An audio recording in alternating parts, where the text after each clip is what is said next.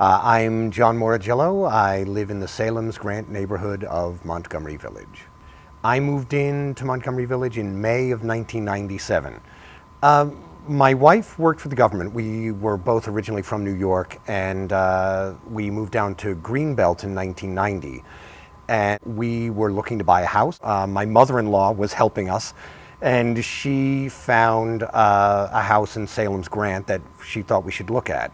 The minute we pulled into Salem's Grant and I saw kids on bikes, kids playing street hockey, it just reminded me of the neighborhood where I grew up, and absolutely fell in love with it. So we only looked at that neighborhood. There were 4 houses for sale. We went from house to house to house because we knew we had to have one in that neighborhood. I think it's the sense of community.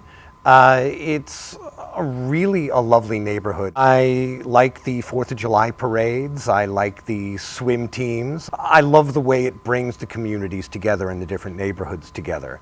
I love the farmers market. That's a fantastic thing that's been put in there.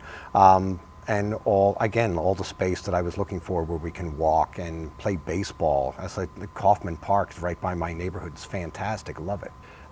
Community experience, Montgomery Village has been huge. I coached Little League Baseball for MVSA, the Montgomery Village Sports Association, for many years. I taught playwriting through the Maryland State Arts Council at Whetstone Elementary School for a number of years. And in terms of my career, I'm bringing my career now to Montgomery Village and Gaithersburg as much as I can. I'm a playwright by profession, and my work has been done in New York and all over the country, and some stuff in Europe. Now we've got a theater company called Best Medicine Rep operating out of the Lake Forest Mall near Sears. We've turned the store into a 45-seat theater space, and our lobby we've turned into an art gallery. We have an artist from Germantown named Carl Yonder who's pretty much taken over the space. He's filled it with pen and ink drawings, cartoons, and some really lovely and fascinating fine art paintings, oil paintings. In November, we're going to give him 2 weeks just to open up the space, and he's going to turn it into a full art show. And I encourage everyone to go see it. His work is fantastic. Best Medicine Rep, we specialize in comedies, new comedies, so we figure laughter is the best medicine, and so that's why we call it Best Medicine Rep. We are a repertory company in that we've got a number of actors that we will use over and over again. All of them are professional actors. Many of them are local actors. The phrase that we use, the Irish proverb, is a good laugh and a long sleep are the best cure in the doctor's book. If we can't provide you the one, we will surely provide you with the other. No. And the reason why is because, plays are about, big dramatic things, and my life in Montgomery Village is so lovely and tranquil. Community issues. I would think education is a big focus of what I do, but also I love the sense of community, and I think I would like to see, economic development in Montgomery Village. I think that's one reason why we're doing Best Medicine Rep, is to create that sense of community, but also, to help economically, because it's a business, first of all, but according to the Maryland State Arts Council, every dollar spent on the arts returns $3.6 to the larger economy outside of the arts. And so if Best Medicine Rep can be a catalyst toward economic development in Gaithersburg and Montgomery Village, I will be very, very happy and consider that an achievement far beyond the laughter and applause. I want that too. The best kept secret of Montgomery Village, I think, is Watkins Mill High School. Both of my kids went there. It has so many IB programs, healthcare programs, engineering programs. It's got a lot of stuff, and I don't think it gets the recognition it deserves. It is a really good high school. What I miss in Montgomery Village now are restaurants. For a long time, we had a number of restaurants, and I could go to dinner, just as like, within walking distance of my house.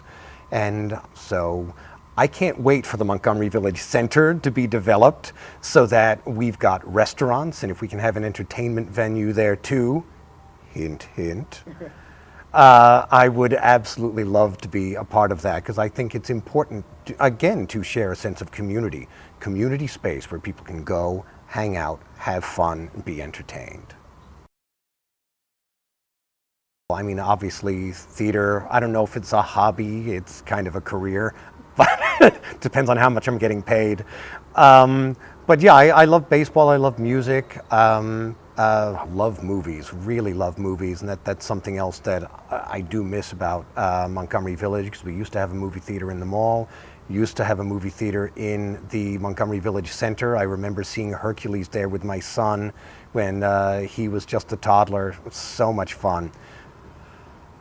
Montgomery Village has influenced me quite a bit. It's not showing up in my art necessarily, but I'm bringing the art to the neighbors because they've been helping me out. When I had mentioned to some of my neighbors that this theater company was starting, they were donating money. They were donating furniture, which we're sitting on right now. They've donated their time and their energy and their efforts, and it really has become a fully communal activity. And for many years my stuff would be done everywhere, and I would tell my neighbors, I really am a playwright, trust me. And now I can prove it. I think the most interesting thing right now is that I'm growing this beard for a play. This is not what I look like, and I can't wait to shave it off, but I'm excited that it will be enshrined forever on the Montgomery Village Foundation website and YouTube. In September, we've got a good season coming up. The first play we're doing is called Engaging Shaw, written by me, and I'm playing George Bernard Shaw, who was an Irish playwright. But the play was a huge hit off Broadway. Then we have a musical, a Christmas show coming up in December, which we're currently writing, which is lots of fun. Then we're doing a play by a playwright in Connecticut named Colin Spear Crowley called Philosophist, which is outright silly, just fall down silly. I can't wait. And then we're doing my play, Playdate. I started writing plays when I was in 3rd grade. I found an old manual typewriter in my mother's closet, and I asked, "What is this?" She showed me how to load up the paper and how to type, and so I immediately started plagiarizing episodes of F Troop and The Dick Van Dyke Show and old sitcoms. I was immediately writing dialogue and immediately writing comedy. So when I hit high school, I was mostly doing acting at that point, because that's what you do in high school. And I started realizing that there were no roles for tall, skinny 18-year-old kids. And so I started writing them exclusively for myself. And when my wife and I got married, she allowed me the freedom to write. I was able to get stuff done in New York and off Broadway and become successful now. But it was tough for a while. And now I'm hoping to return all of that, the gift that I was given by Montgomery Village and by my wife through this theater company.